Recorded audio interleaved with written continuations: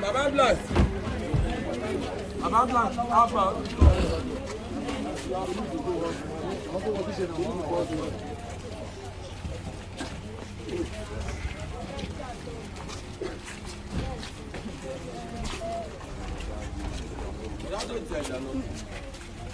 Brother, how far?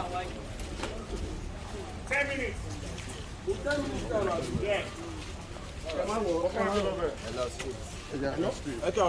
Okay. Okay. Down. I'm waiting.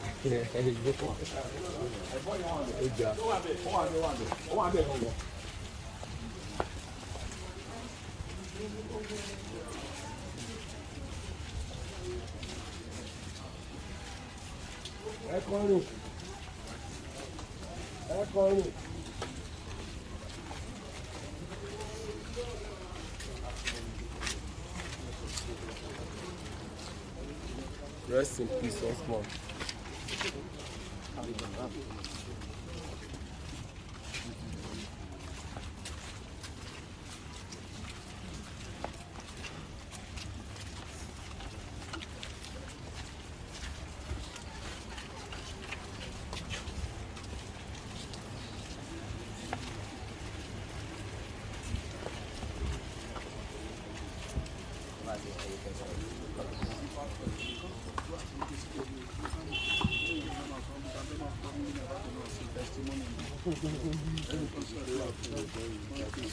No.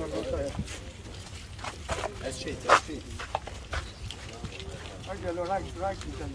Right. I was right. Warm up on left. That's right. Better. We are my man. Straight.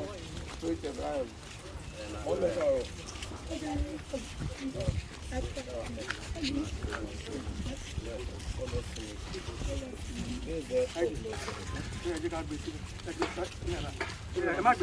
Hello,